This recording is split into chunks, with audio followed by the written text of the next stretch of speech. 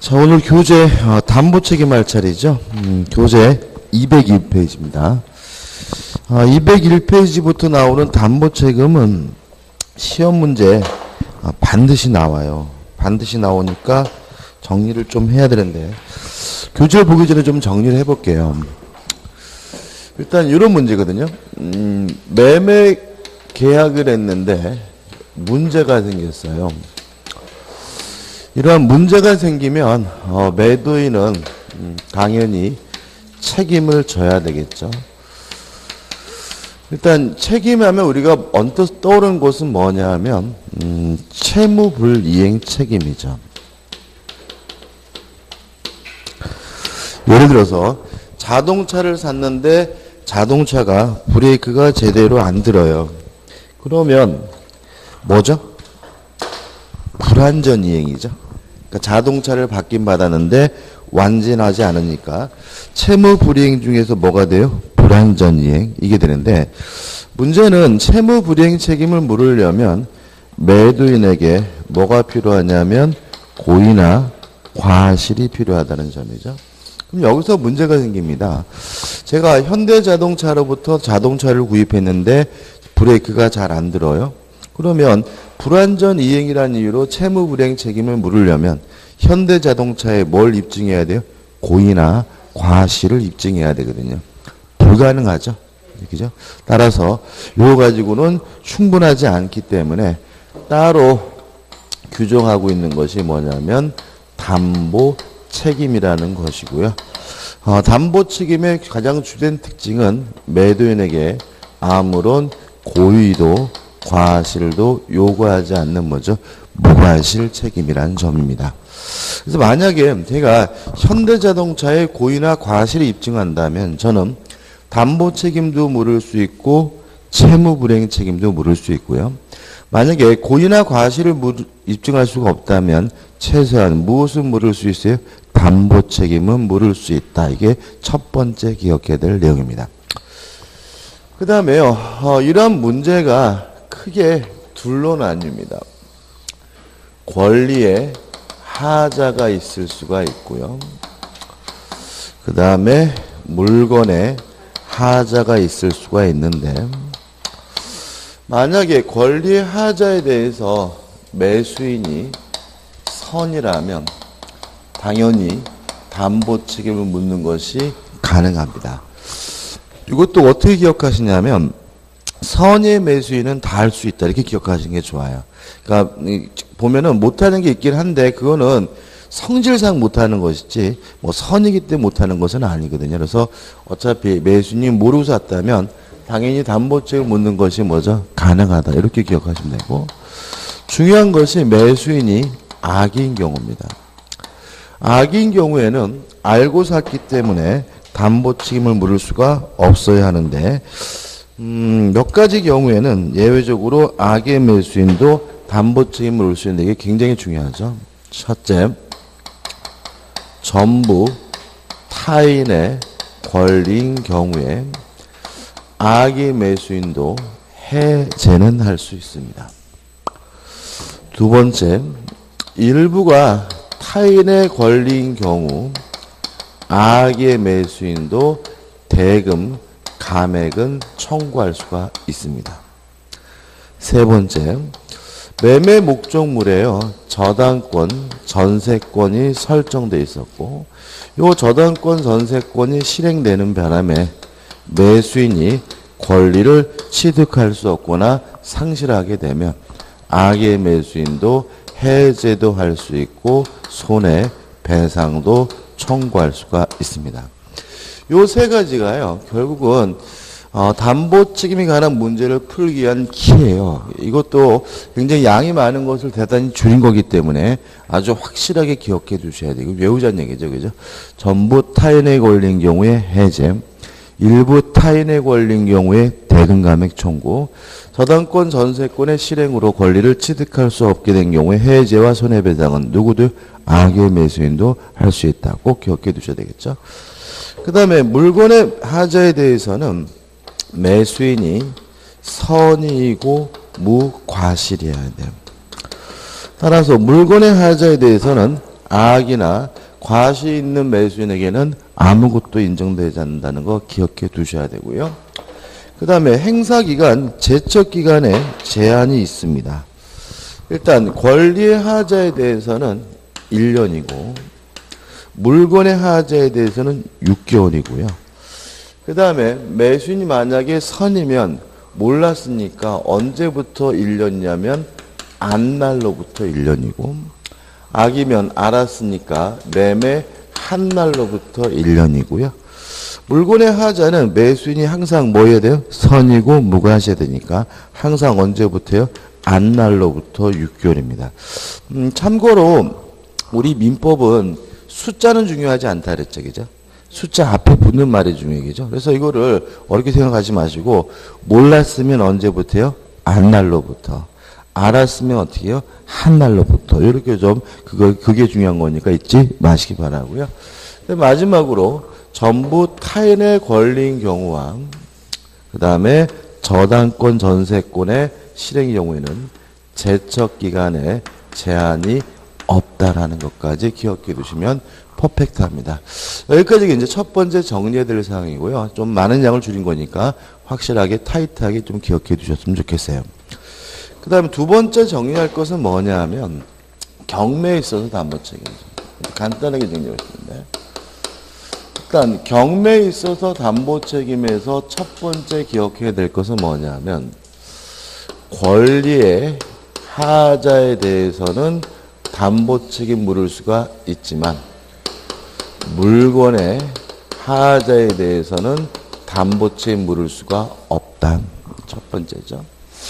그 다음에 권리의 하자에 대해서는 1차적으로 매도인인 채무자가 담보책임을 부담하지만 만약에 채무자가 무자력이면 완전 거지면 이때는 2차적으로 배당을 받은 채권자가 담보책임을 부담한다까지 기억하시면 됩니다. 교재 볼게요. 교재 보시면은 의 나와 있고 권리의 하자에 대한 담보책임이 나와 있는데 박스가 첫 번째 나와 있는 것은 뭐냐면 요거죠.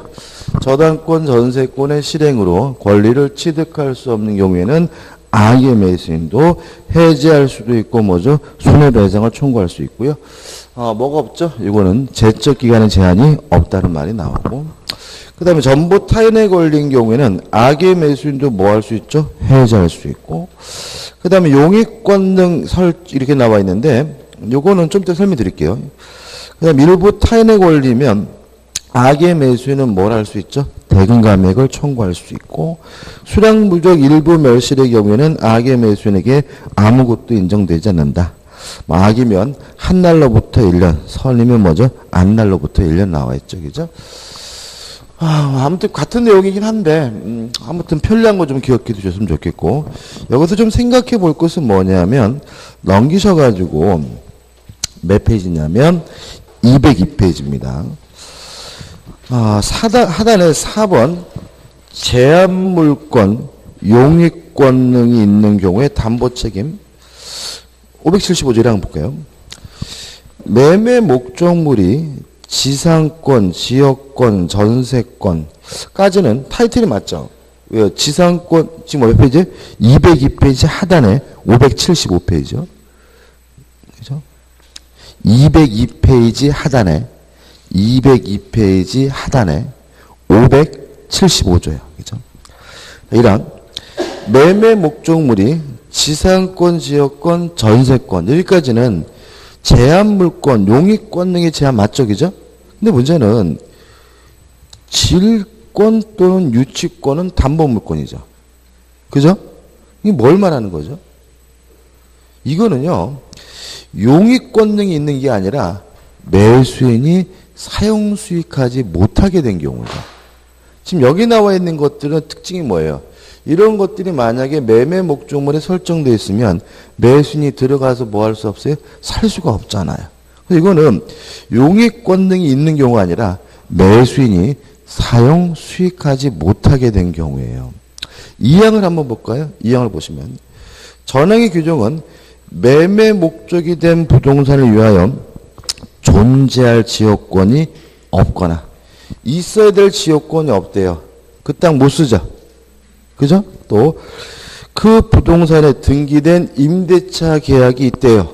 다시 말하면 대항력 있는 임차권이 있대요. 못 들어가죠. 이거는 용익권능이 아니라 매수인이 뭐하지 못하게 됐어요? 사용할 수 없고 수익할 수 없는 경우의 내용인 거예요. 그죠?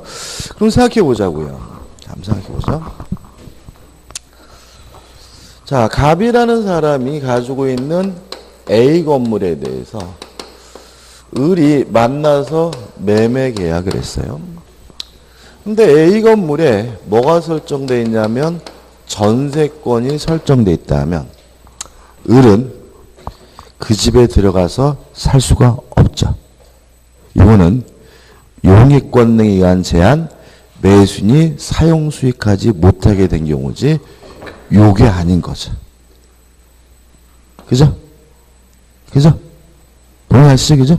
따라서 이때는 선인 경우에만 계약을 해지할 수 있고 선인 경우에만 뭐 할 수 있어요? 손해배상을 청구할 수가 있습니다. 근데 만약에 그 문제가 아니라 전세권자가 전세금을 안 준다는 이유로 경매하게 되면 을은 권리를 취득할 수 없고 취득했더라도 상실하겠죠. 그럼 이게 뭐가요? 요 문제가 되는 거죠. 이때는 선악불문하고 해지할 수 있고 손해배상도 뭐 할 수 있어요? 청구할 수 있다. 이렇게 되는 거죠. 무슨 말 아시겠죠? 그죠? 다시 한번요. 전세권이 설정되어 있으면 그 집에 못 들어가죠. 이거는 뭐죠?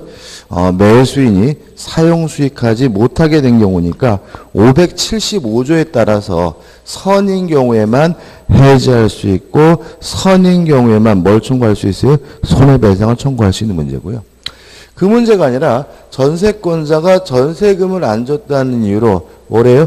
경매를 하게 되면 매수인이 권리를 박탈당하겠죠. 그럼 이제는 뭐죠? 저당권, 전세권의 실행으로 권리를 취득하지 못한 경우니까 이때는 악의 매수인도 해지할 수 있고 손해배상도 뭐 할 수 있어요? 청구할 수 있다. 이렇게 되는 거죠. 이해되시죠? 그죠? 하나만 더 볼게요. 자, 갑이 소유하고 있는 요 A 건물에요.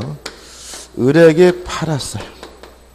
근데 문제는 요 A 건물에 병 앞으로 뭐가 설정되어 있냐면 저당권이 설정되어 있어요. 자, 이런 경우에는 담보책임 물을 수가 없어요. 왜냐하면 저당권이 설정되어 있다고 하더라도 을이 그 건물을 사용 수익하는 데는 아무런 지장이 없죠. 그죠? 다만 저당권자가 돈을 안 준다는 이유로 뭘 했어요? 경매를 하게 되면 이제 을은 권리를 뭐 하게 돼요? 박탈당하니까 이때는 뭐죠? 악이다 하더라도 해지할 수 있고 뭘 청구할 수 있어요? 손해배상을 청구할 수 있죠. 그래서 최근에 잘 되는 이유. 저당권이 설정되어 있다는 이유만으로 담보 책임을 물을 수 있다. X.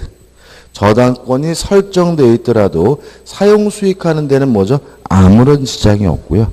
저당권이 설정되어 있다는 말이 저당권자가 뭐 했다는 말은 아니에요. 경매했다는 말은 아니란 얘기죠. 그죠? 이해되시죠? 그죠? 그래서 이거 꼭 기억해 두셔야 돼요. 그래서 우리가 왠지 아파트를 샀는데 그 아파트에 저당권이 설정되어 있으면 당연히 뭘 물을 수 있을 것 같아요? 담보 책임을 물을 수 있는 것 같지만 담보 책임 물을 수가 없다는 거 잊지 마시기 바랍니다. 이거 하나만 추가로 기억하시면 됩니다. 끝입니다. 교재 너무 깨알같이 보지 마세요. 그죠? 자, 교재 이제 어디로 갈 거냐면 205페이지 오시면 6 해가지고 매도인의 담보 책임에 대한 뭐가 나오죠? 배제 특약이 나와요. 가능하겠죠? 그죠? 왜 그럴까요? 자, 우리 저번 주에 이런 거였어요. 계약 자유의 원칙상 임대차를 제외한 모든 계약법의 규정은 무슨 규정이라고요? 임의 규정이다. 그죠? 따라서 담보 책임에 관한 민법 규정도 뭐예요? 임의 규정이에요. 따라서 특약으로서 뭐 할 수 있어요? 배제할 수 있다. 이거고 교재는 예외가 나와 있는데 예외 읽어볼 필요도 없어요. 자꾸 이런 거 의미 없는 예외 기억하면 문제 풀 때 뭐예요? 헷갈려요. 그래서 우리는 일단은 임대차를 제외한 계약법의 모든 계약은 다 뭐죠? 임의 규정이기 때문에 특약으로서 뭐 할 수 있다? 뭐 어때요? 담보 책임도 끝이죠. 그다음에 한 장을 넘겨보시면 이제 뭐가 나오냐면 환매가 나옵니다. 환매는 시험 문제 거의 잘 안 내요. 안 내는데 작년에 냈어요. 근데 이게 참 민법이라는 게 오묘한 게 안 내던 거를 내면은 몇 년 내는, 이렇게 한 2, 3년 반복해 내는 경향이 있기 때문에 좀 생각을 해 봐야 되는데, 일단 환매에 대해서 개념부터 좀 생각을 해 봐야 돼요. 을이 갑에게 1억을 빌려주고요. 갑 소유 A 부동산에다가 담보를 설정하려고 해요. 근데 문제는 이 A 건물이 시가가 예를 들어서 한 1억 3천 정도 된다라고 가정을 해볼게요. 그러면 을의 입장에서는 저당권 설정하고 1억 3천 물러주기가 좀 어려워요. 왜요? 1억 3천짜리 나중에 경매했을 때 1억이 나온다는 보장이 없어요. 그렇죠?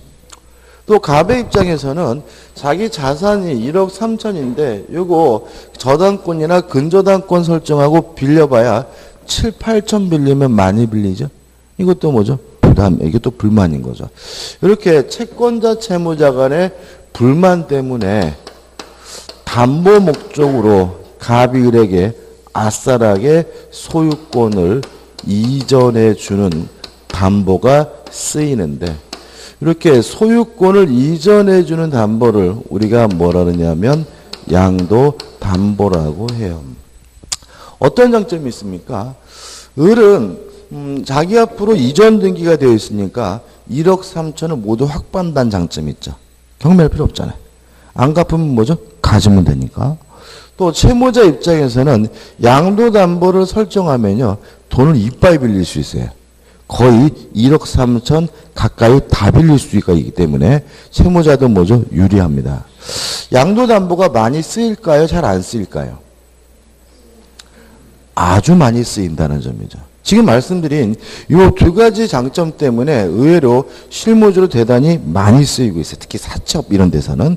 그러면 이런 얘기를 들으면 이제 어떤 생각이 드냐면은 뭘 믿고 하는 생각이 들어요. 아니, 등기해 놓으면 요 놈이 팔아버리면 어떡할까, 그죠? 나중에 돈을 갚았는데 안 돌려주면 어떡할까, 이런 의구심을 있는데, 그런 건 기우예요. 왜냐하면 양도담보의 경우에는 소유권 이전할 때 양도담보라는 사실을 기재해요. 그렇기 때문에 실제로는 을이 팔아먹을 수가 없고요. 또 갑은 을한테 돈을 갚을 때 뭘만 잘 받아두면 되냐면 영수증만 잘 받아두면 돼요. 영수증 받아가지고 그 영수증 가지고 나중에 뭐죠? 저당권 말소하듯이 쉽게 말소할 수가 있어요. 그래서 의외로 안전하고 의외로 편하고 의외로 많이 쓰는 게 뭐죠? 양도담보라는 제도입니다. 이해되시죠? 그죠? 근데 시험에도 잘 나오죠.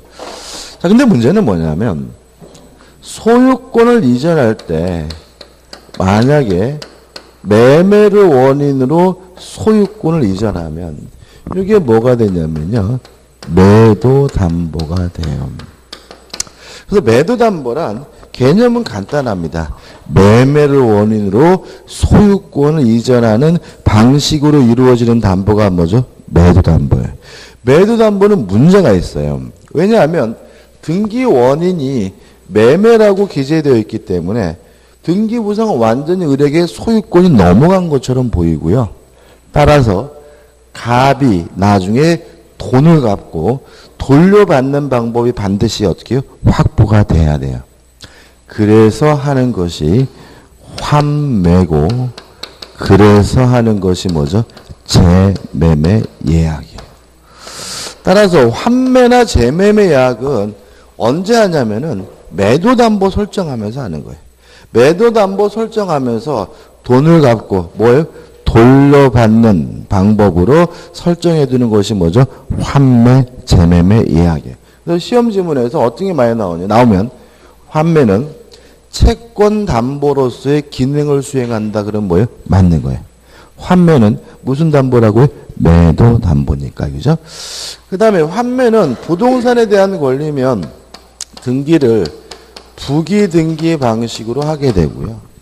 재매매 예약의 경우에는 부동산의 경우에는 가등기 방식으로 이루어지게 되는데 문제는 실제로는 환매는 안 쓰이고요. 재매매 예약만 쓰인다는 거예요. 우리가 저당권하고 근저당권 공부하죠. 주로 근저당권보다 저당권을 더 열심히 공부하죠. 그래도 실제로는 주로 근저당권이 쓰이고 뭐는 안 쓰인다고요? 저당권 안 쓰인다 그랬죠? 마찬가지예요. 이것도 환매와 재매매 예약 두 가지가 있고 환매를 열심히 공부하지만 실제로는 환매는 존재하지 않고요. 뭐만요? 재매매 예약만 쓰이고 있습니다. 그래서 환매는 한 번도 저도 본 적이 없어요. 저당권처럼. 그죠? 왜 그러냐? 환매에 문제점이 있는데 이게 키포인트인데 첫째, 환매는 동시에 해야 된다는 제한이 있어요. 일단 뭘 동시에 하냐면 계약을 동시에 해야 돼요. 매매 계약과 환매 특약을 뭐죠? 동시에 해야 되고요. 또 뭘 동시에 되냐면 등기를 뭐죠? 동시에 돼요.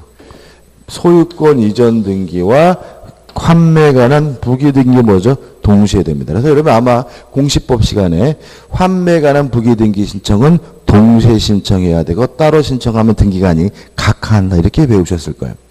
이에 반해서 재매매 예약은 굳이 동시에 할 필요가 없다라는 장점이 있어요.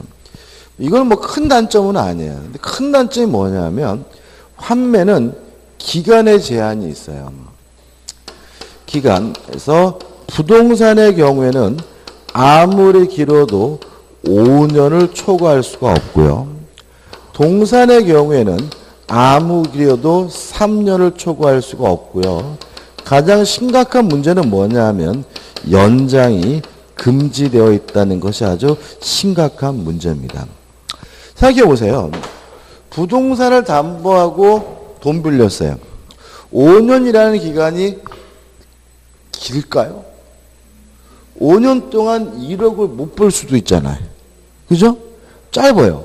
더더군다나 심각한 문제는 뭐냐면 5년이 지나서 1억을 마련 못했는데 뭘 하고 있어요? 연장을 금지하고 있으니까 이 환매부 매도담보를 설정하면은 완전히 뭐예요? 5년 동안 돈 준비 못하면 자동으로 이 건물은 뭐예요? 뺏기는 거예요. 따라서 채무자 입장에서는 환매는 아주 치명적인 문제점을 갖고 있는 거죠. 그렇지 않습니까? 준비 안 되면 어떻게 만나가지고 야 1년만 좀 연장하자. 1년 동안 돈 준비할게. 뭐 이게 돼야 되는데 환매는 뭐가요? 연장 자체가 금지되어 있기 때문에 환매는 뭐죠? 채무자가 아주 심각한 문제점을 주고 있습니다. 그래서 만약에 혹시라도 나중에 이런 일을 하게 될 때 절대로 돈 빌릴 때는 환매 특약하면 안 돼요. 왜요? 5년 동안 돈 못 마련하면 어떻게 해요? 부동산 뺏긴다라고 생각하셔야 되는 문제니까요. 이에 반해서 재매매 예약은 아무런 기간에 제한이 없다라는 장점이 있고요. 물론 이 연장도 할 수가 있고요. 그래서 채무자 입장에서 뭐가 유리합니까? 재매매 예약이 유리하기 때문에 주로 쓰이는 것이 뭐죠? 재매매 예약입니다. 여기까지만 이해하시면 되는 거예요. 그래서 교재 보시면 그러한 내용이 쭉 나와 있고 제가 설명 안 드린 게 뭐냐면은 자책 하단에 보시면 매도인의 채권자에 의한 환매권의 대위 행사가 나오는데 이거는 한 번도 시험 문제 나온 적은 없는 부분이니까 굳이 읽어볼 필요는 없을 것 같습니다. 그 다음 우측에 보시면 교환입니다. 교환에 대해서 우리 교재는 뭐 판례라고 나와 있는 거 빼고 총 몇 줄이죠? 5줄인가요? 그죠? 5줄만 나와 있지, 그죠? 왜 이렇게 교재와 교환의 내용이 작아요? 조문이 없어요, 교환이. 뭐가 있냐면은 교환에 대해서는 매매에 관한 민법 규정을 준용한다. 이런 말이 나와요. 그래서 우리가 문제 풀 때 요령인데 교환이라고 나오면 매매로 바꿔서 읽는 거예요. 무슨 말 아시겠죠? 어차피 교환은 조문 자체가 없고 교환에 대해서는 매매에 관한 민법 규정이 그대로 뭐예요? 중요하니까 교환으로 읽으면 왠지 막 까다롭고 어려운 것처럼 느껴지기 때문에 뭐로 바꿔서 매매로 바꿔서 읽어보면 된다 끝이죠. 그 다음 넘겨보시면 208페이지에 뭐가 나오죠? 임대차가 나옵니다. 일단 의의를 보는데 물건의 이렇게 나와 있죠. 따라서 임대차의 객체는요 물건입니다. 한번 생각해 보자고요. 임대차 객체가 물건이라는 말은 동산일 수도 있고 부동산일 수도 있다는 얘기죠. 또 부동산이면 토지일 수도 있고 건물일 수도 있고요. 건물이라면 주거용 건물, 주택일 수도 있고 업무용 건물, 상가일 수도 있고 두 가지를 제외한 나머지 기타 건물일 수도 있겠죠. 이게 적은 이유가 있는데 요 물건 중에서 주택, 주거용 건물에 관한 임대차를 특별히 보호하는 법이 뭐예요? 주택임대차보호법이죠. 업무용 건물, 상가에 관한 임대차를 특별히 보호하는 법이 뭐죠? 상가 건물 임대차죠. 두 가지를 제외한 나머지 동산과 토지와 기타 건물에 대해서는 뭐가 적용이 돼요? 민법이 적용되죠. 그죠? 그럼 여기서 임대차의 원칙은 민법상 임대차가 원칙이라는 겁니다. 그죠? 그래서 만약에 임대차는 체단 기간을 보장하지 않는다. 그럼 뭐예요? O. 임대차는 대항력이 인정되지 않는다. O. 이렇게 되는 거예요. 이게 어려워지는 이유는 뭐냐면 이게 참 묘한데 임대차에 대해서 문제가 나오면 아주 밑은 짓이 이 주택임대차 보호법까지 문제를 풀어제낀다는 아주 심각한 문제가 있고요. 더더군다나 큰 문제는 뭐냐면 공부할 때는 어떻게 해야 되냐면 원칙부터 탄탄하게 공부한 후에 예외로 가야 헷갈리질 않는데 우리 수험생분들은 거꾸로 주택임대차보호법을 너무 좋아하세요. 미친 듯이 공부하고 민법상 임대차를 어떻게 해요? 대충 예외부터 공부하고 원칙을 접근하다 보니까 이게 뭐예요? 혼란스러워하세요. 참고로 민법에서는요 주택임대차보호법 한 문제 나와요. 나머지 민법상 임대차는 많이 나오면 5문제, 최고 7문제까지 나온 해도 봤어요. 근데 이거를 다 틀려요. 뭐로 풀어제껴가지고요?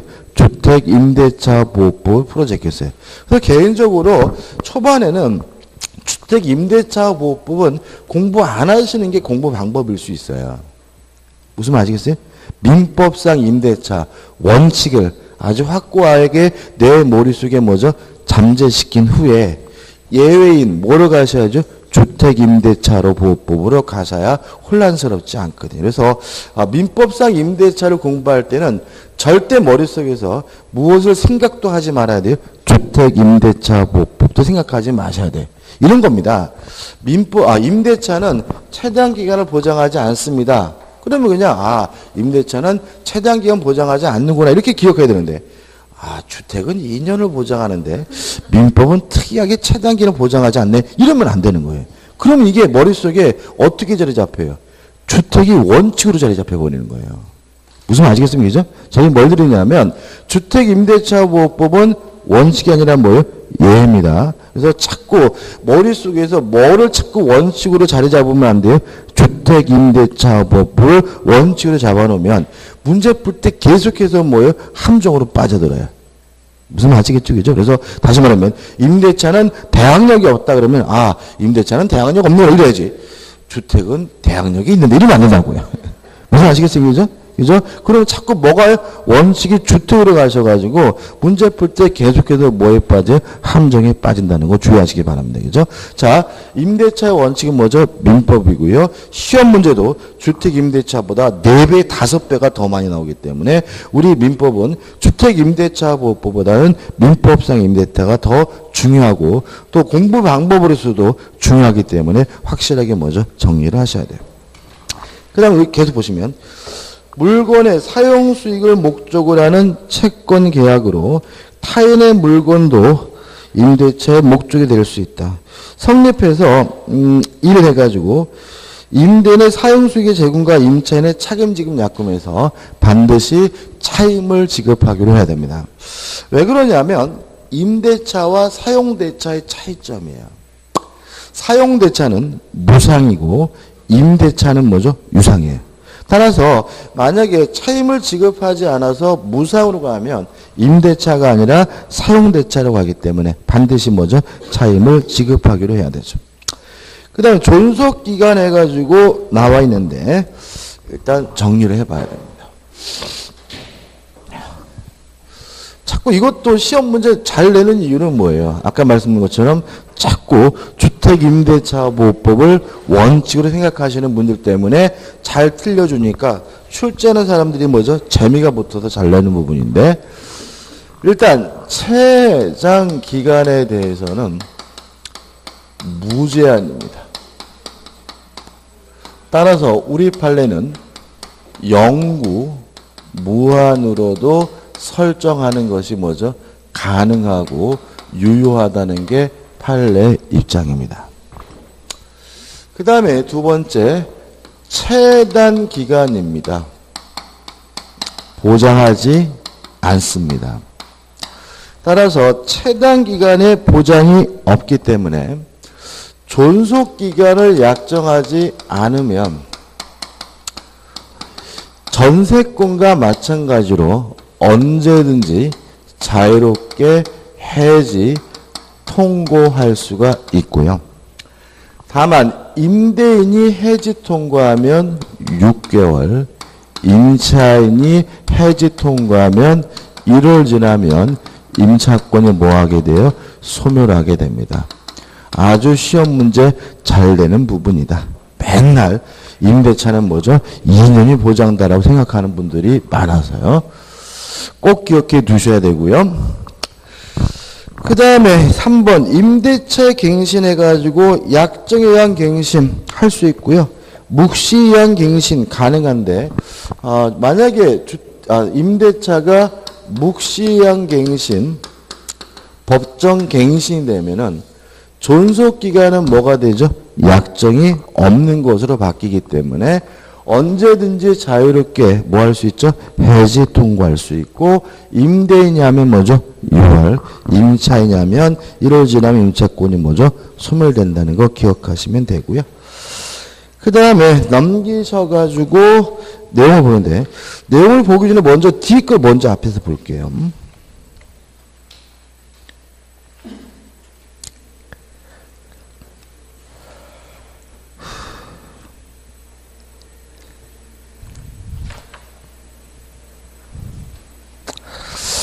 교재 없는데 여기 적어드릴게요. 중요한 거인데.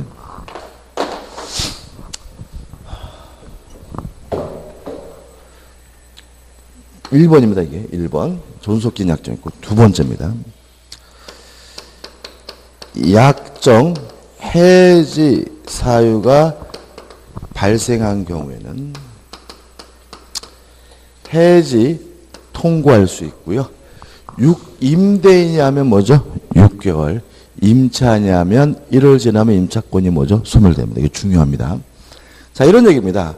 이거는 주택임대차보호법도 똑같아요. 모든 임대 동통인데 제가 임대를 하면서 계약기간을 2년으로 하는데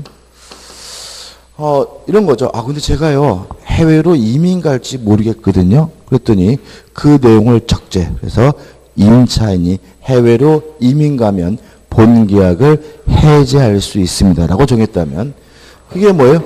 약정 해지 사유죠. 근데 실제로 임차인 제가 이민 가게 됐어요. 그러면 저는 뭐 할 수 있어요? 해지 통고할 수가 있고요. 임차인이 한 거니까 몇 개월이 지나요? 한 달이 지나야 임차권이 비로소 뭐죠? 소멸한다. 이런 얘기인 거예요. 만약에 임대차 계약을 하면서 2년 계약을 하고 단 임대인이 해외로 이민 가면 본계약을 해지할 수 있습니다. 이렇게 정했으면 실제로 임대인이 해외로 이민 가게 되면 뭐 할 수 있죠? 해지할 수 있고, 그때는 임대인이 한 거니까 몇 개월이요? 6개월이 지나야 비로소 임차권이 뭐죠? 소멸하게 됩니다. 어떻게 나오겠어요? 약정 해지 사유가 발생한 경우에, 해지된 경우에 임차권은 바로 소멸한다 그러면 뭐예요? X죠. 바로 소멸하지 않고, 임대인이냐면 뭐예요? 6개월. 임차인이냐면 1월 지나 임차권이 비로소 뭐죠? 소멸되게 됩니다. 이해되시죠? 중요하고.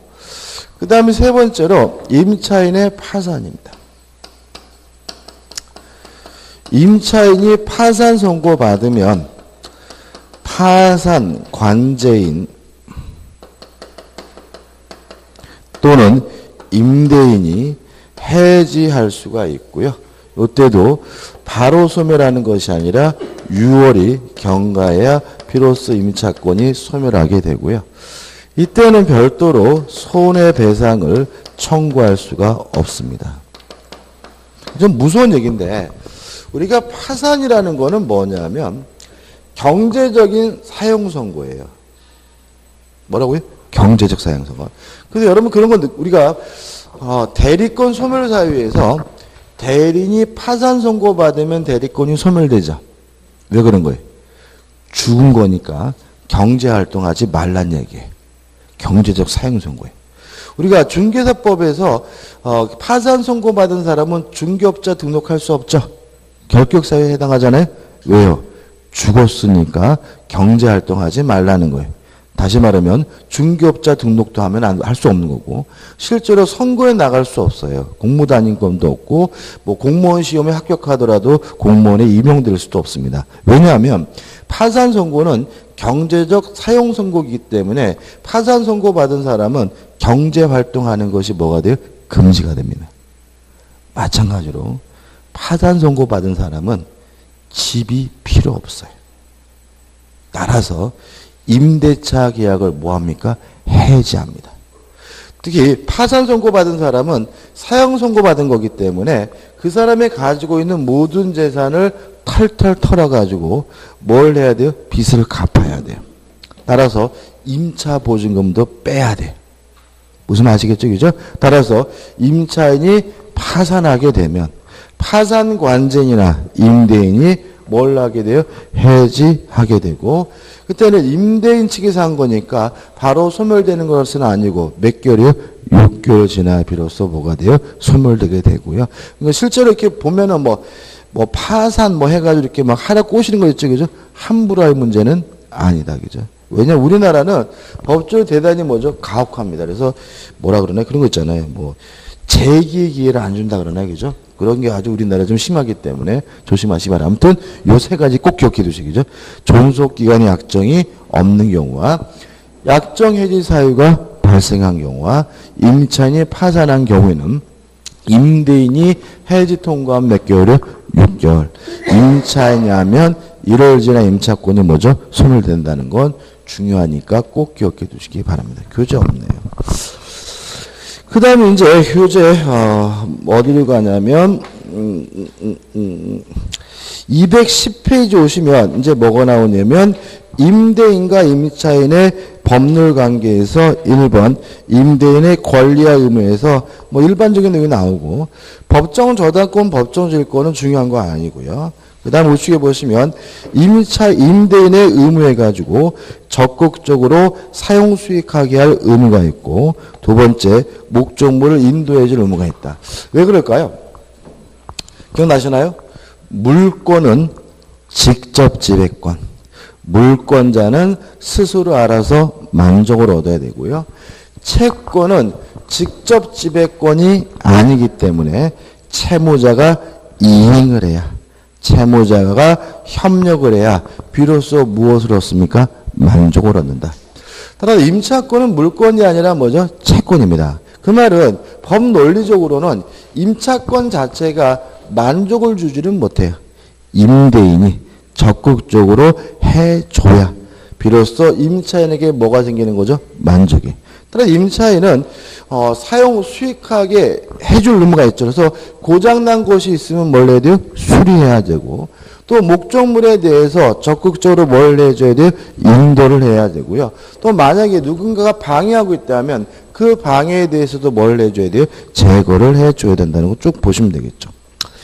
그 다음 2번 임차인의 권리 해가지고 1 권리에서 1번 임차권에서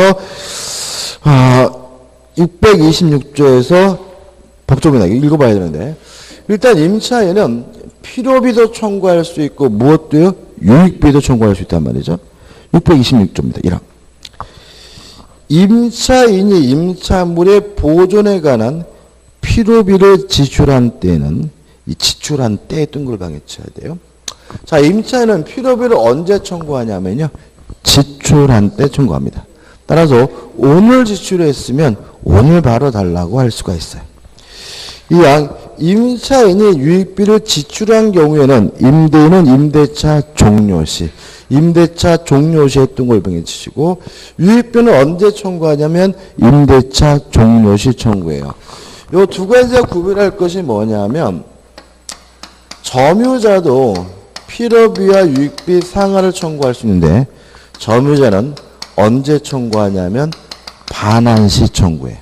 이 세 가지가 아주 헷갈립니다. 그래서 임차인은 필요비를 언제 지출할 때, 점유자는 언제요? 반환할 때.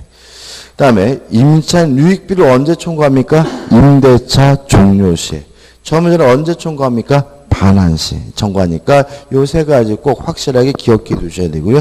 잘 내는 부분이고 끝이고. 넘기셔가지고 판례 일단 의미 없고 하단에 보시면 3번 토지 임차인의 계약갱신 청구권과 지상물 매수 청구권이 나오고요. 한 장을 넘겨보시면 214페이지에 건물 임차인의 부속물 매수 청구권이 나오고 있죠. 그죠? 이거를 한꺼번에 같이 정리할 겁니다. 교재 굉장히 장황한데요. 그렇게 장할 건 아닌데요. 간단하게 정리하면 돼요. 일단 토지 임차인에 대해서는 지상권에 관한 민법 규정이 준용이 됩니다. 따라서 지상권과 마찬가지로 존속 기간이 만료됐다는 사유로 소멸하면 한 번 더 합시다. 갱신을 청구할 수가 있고요. 그 갱신 청구에 대해서 임대인이 거부하면 임차인은 내 건물 사라 지상물 매수를 청구할 수가 있는데 이 지상물 매수 청구권은 형성권이니까 임대인이 뭐 하지 못해요? 거부하지 못하고요. 강행 규정이기 때문에 특약으로서 뭐 할 수도 없어요? 배제할 수도 없다.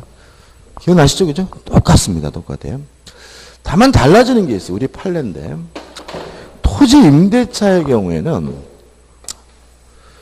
존속 기간에 약정이 없다는 이유로 임대인의 해지 통고로 임차권이 소멸한 경우에도 지상물 매수를 청구하는 것이 가능하고요.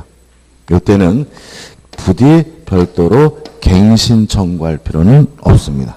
이게 추가됩니다. 그러니까 다시 말하면 지상권의 경우에는 차단 기간이 보장이 되죠. 견고한 건물이면 뭐죠? 30년. 일반 건물 15년. 그렇잖아요. 그죠? 따라서 지상권의 경우에는 이런 거 없죠. 이 밑에 게 없는 거예요. 왜요? 차단 기간이 보장되니까. 그래서 갱신 청구하고 지상물 매수 청구하기 위해서는 어떤 사유로 소멸해야 되는 거죠? 존속 기간의 만료로 소멸해야 되고 다른 사유로 소멸한 경우에는 지상물 매수를 청구할 수가 없었던 거죠.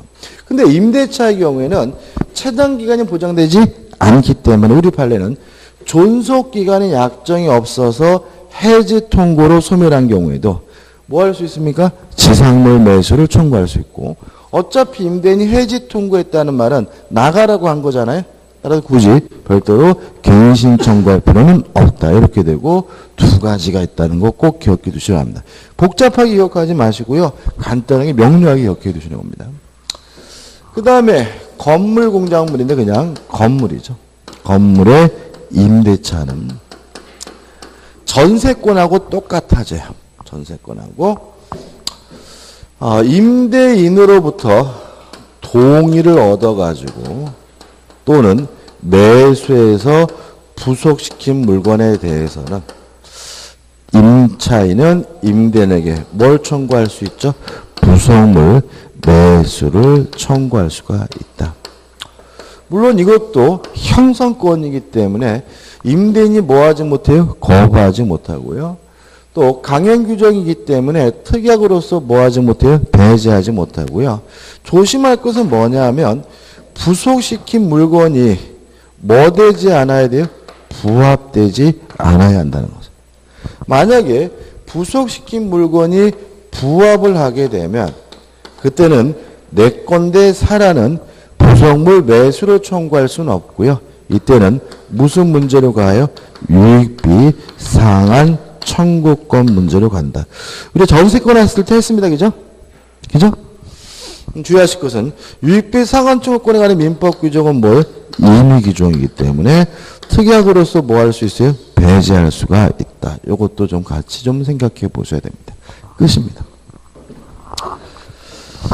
그 다음에 214페이지 오시면 이제 하단에 임에서 임차인은 선량한 관리자로서 주의해야 될 의무가 있고요. 차임을 지급할 의무가 있고 당연한 얘기죠. 그죠? 3번 임대차 계약이 끝나면 목조물을 반환해 줄 의무가 있다.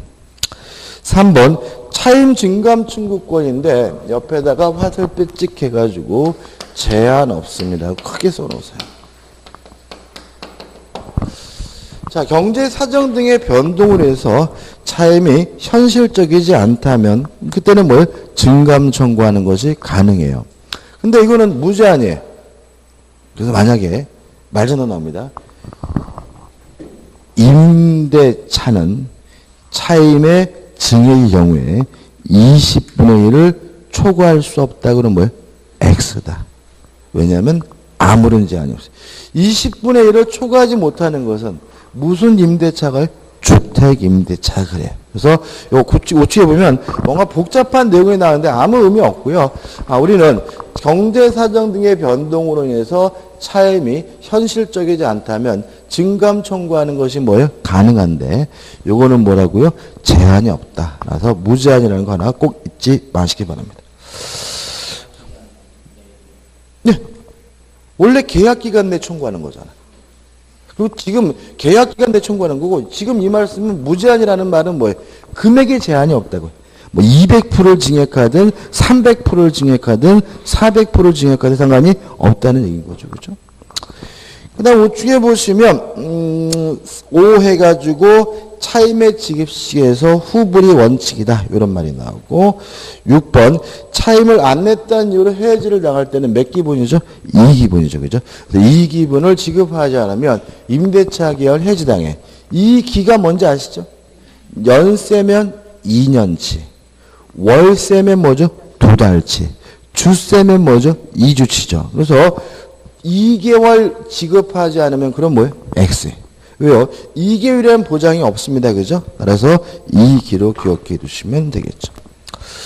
그 다음 넘기셔가지고 2번에서 임차권의 물권화 경영인데 이런 거 조심하셔야 될 게 우리 규칙처럼 임차권의 물권화 그러니까 일정한 요건을 갖춘 임차권이 물권이 되는구나. 이렇게 이해하는 분이 있어도 또 지문이 또 많이 나와요. 자, 임차권은 원래 채권이니까 뭐가 없어요? 대항력이 없죠. 다만 등기하면 제3자에게 뭐 할 수 있어요? 대항할 수 있어요. 임차권 등기라면 제3자에 뭐 할 수 있어요? 대항할 수 있어요. 등기했다 그래도 임차권이 물권으로 바뀌는 건 아니에요. 무슨 말이겠어요? 물권화 이런 말 함부로 쓰지 마시라고. 그죠? 등기했더라도 여전히 임차권은 뭐예요? 채권인 거예요. 다만 뭐만 가질 뿐입니까? 대항력만 가질 뿐입니다. 그럼 2번 건물 등기 있는 차지권의 대항력이라 나와 있는데 이런 얘기입니다. 땅이 갑의 곳이고 을이 임차권을 가지고 갑의 토지 건물을 신축을 하고요. 이 건물에 대해서 만약에 보전 등기를 했다면 임차권 등기를 안 하더라도 을이 가지고 있던 임차권은 뭐죠? 대항력이 생긴다. 이런 말이에요. 이해되시죠? 다시 한번요. 임차권이 대항력을 취득하려면 뭘 해야 돼요? 등기. 다만 토지 임차권의 경우에는 신축한 건물에 대해서 뭐라면요? 등기라면 임차권 등기 없이도 대항력을 갖는다. 이런 말이고 3번에서 주택임대차 상가건물 임대차는 가입표죠. 이거는 뭐예요? 기억 시작하지 말라 그래서 그죠? 먼저 민법의 내용부터 하시고 주택 상가로 들어가야 되겠죠. 그다음 우측에 임차권의 양도와 임차물의 전대가 나오는데 이건 좀 쉬었다가 보도록 하겠습니다.